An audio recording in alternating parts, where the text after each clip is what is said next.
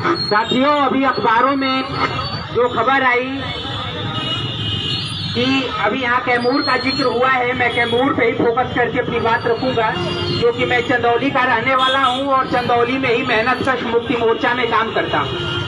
चंदौली की पहाड़ी भी कैमूर की पहाड़ियों से लगी हुई। सन 2023 में कैमूर को टाइगर रिजर्व घोषित किया जा चुका है।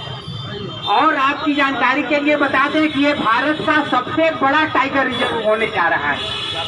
1300 वर्ग किलोमीटर में ये टाइगर रिजर्व बन रहा है, जिसमें 450 वर्ग किलोमीटर कोर एरिया होगा और 850 वर्ग किलोमीटर बफर एरिया होगा, जिसमें कोर एरिया के अंतर्गत आने वाले तमाम गांवों को तुरंत हटाया जाएगा और बफर एरिया में आने वाले गांवों को धीरे धीरे करके हटाया जाएगा।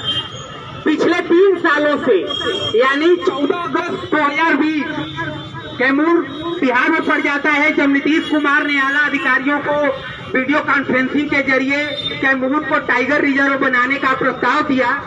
और उसके ठीक 1 महीने बाद विकास अहलुवालिया जो डीएफओ जिला वन अधिकारी हैं, उन्होंने ये घोषित कर दिया कि कैमूर इसके लिए तैयार है, कैमूर देश का सबसे बड़ा बाघ अभयारण्य बनेगा। हम इस प्रस्ताव को 30 को सहमति देते हैं। और सितंबर में राजीव प्रताप रूडी जो बाघ प्राधिकरण के अध्यक्ष हैं, उन्होंने मानसून सत्र में संसद से भी इस प्रस्ताव को पास करा लिया। सितंबर 2020 में कैमूर के औधौरा प्रखंड में हजारों की संख्या में आदिवासी जुटे और उन्होंने इस टाइगर रिजर्व का विरोध किया। और वो आंदोलन सरकार के आनाकानी और सरकार के नजरअंदाजी की वजह से हिंसक आंदोलन में बदल गया, जिसमें 35 लोगों की गिरफ्तारी हुई, 35 लोगों पे मुकदमा चला। तो कैमूर पिछले 3 सालों से सन 2020 से आज तक जो है लगातार कई आंदोलनों का गवाह है। कैमूर में 1200 की संख्या में लोगों ने 65 किलोमीटर की पदयात्रा निकाली औधौरा प्रखंड से जिला मुख्यालय भभुआ तक। जिस रोहित की यहाँ बात हो रही है, ये रोहित इसी बनारस हिंदू यूनिवर्सिटी में पत्रकारिता विभाग के छात्र थे और वो बुनकरों के बीच बुनकर एकता मंच बनाकर काम किए, मुसार बस्ती संघर्ष समिति बनाकर काम किए और इस विद्यालय के अंदर भी 2011 से लेकर 15, 16, 18 तक के जितने भी प्रोफेसर हो चाहे छात्र हो, जरूर उनको जानते होंगे, उनसे मिले होंगे।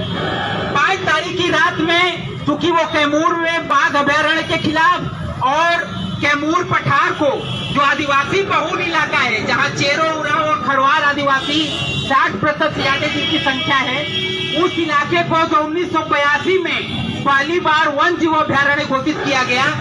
अभी वन जीव अभयारण्य से लोग परेशान थे ही, क्योंकि जंगल में घुसने पे तमाम तरीके के प्रतिबंध लगा दिए गए, सड़क बनाने पे रोक लगा दिया गया, बिजली पे रोक लगा दिया गया। जंगल विभाग ने दावा कर दिया कि अब ये पहाड़ हमारा है।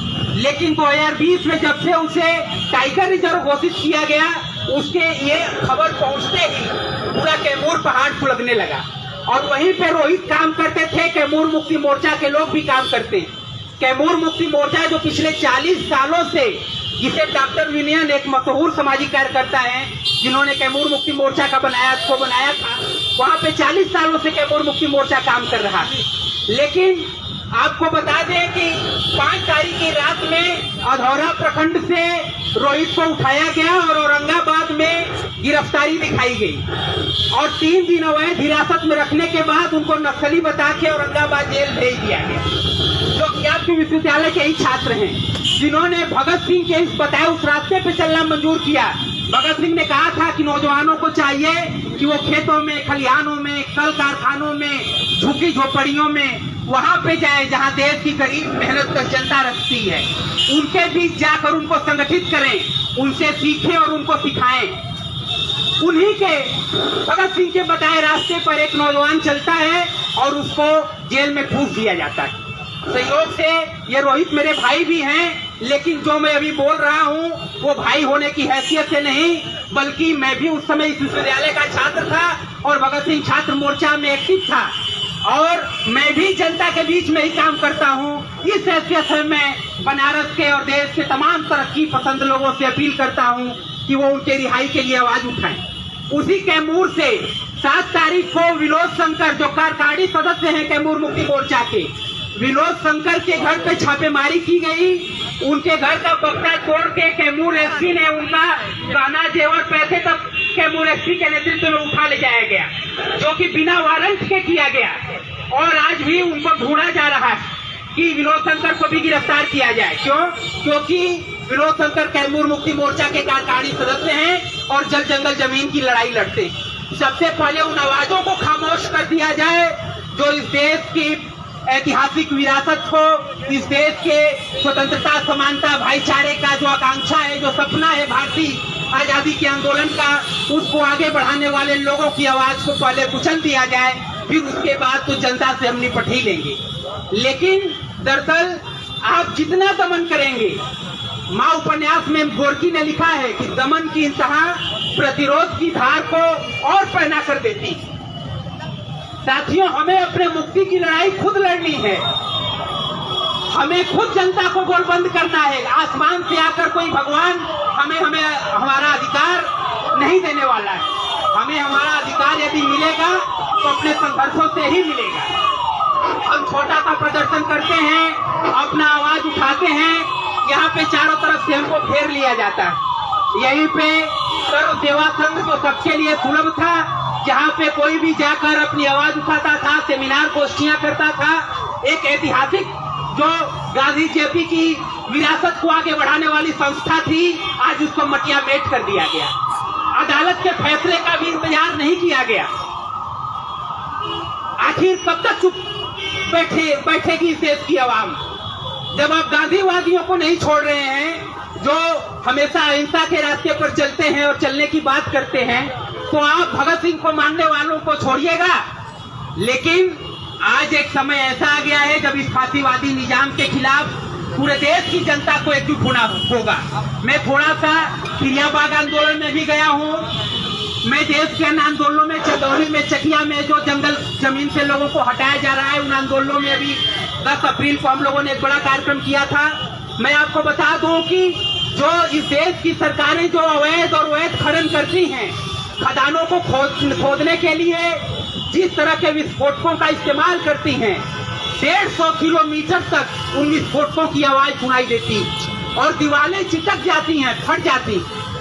इस देश का लौह अयस्क जो चीन को, जापान को, कोरिया को 50 रुपए, 100 रुपए प्रति टन मिलता है, वही भारत के जो छोटे उद्योगपति हैं, मैं उद्योगपतियों की बात कर रहा हूँ, उनको 1000 रुपए प्रति टन में मिलता है। 1 टन एल्यूमिनियम गलाने में 1300 टन पानी खर्चा होता है। और जो तमाम कोल्ड स्टोरेज, मल्टीप्लेक्स, बंदरगाह, हवाई अड्डे, इनके नाम पे जिस तरह से कौड़ियों के भाव जमीनों को हड़पा जा रहा है, आज जो हमारी लड़ाई जमीन को पाने की लड़ाई थी, जो अभी भी चल रही है छिटपुट रूप में, आज वो लड़ाई जमीन बचाने की लड़ाई में बदल गई। साथियों, यदि ये जंगल नहीं रहेंगे, ये पहाड़ नहीं रहेंगे, तो आप खुली हवा में सांस नहीं ले सकते। पहले जब लोग बोलते थे कि पानी भी आपको खरीदना पड़ेगा और पानी का संकट खड़ा होगा 70-80 के दशक में, तो ज्यादातर लोग मजाक बनाते थे कि पानी खरीदना पड़ेगा। आप ये जान लीजिए कि आने वाले समय में पीठ पे ऑक्सीजन का सिलेंडर लेकर चलना पड़ेगा। आज भी आपको ये बात मजाक लग रही होगी, लेकिन 30, 40, 50 साल में आप कहेंगे कि नहीं, ये बात मजाक नहीं था। क्यों? क्योंकि ये चंद लोग हैं जो मुनाफे की हवस में सब कुछ लूट लेना चाहते हैं, हड़प लेना चाहते हैं, उनको पर्यावरण की चिंता नहीं। ऐसे लुटेरी सत्ता से जितने भी आंदोलन चल रहे हैं, उनको मजबूत करने के लिए रोहित जैसे तमाम राजनीतिक सामाजिक कार्यकर्ताओं को, तमाम पत्रकार, उमर खालिद, रुपेश कुमार सिंह जो आज जेलों में बंद हैं, उनको रिहा कराने के लिए और इस तरह के दमनकारी निजाम के खिलाफ उठ खड़े होने के लिए हम लोगों को संगठित होने की जरूरत है।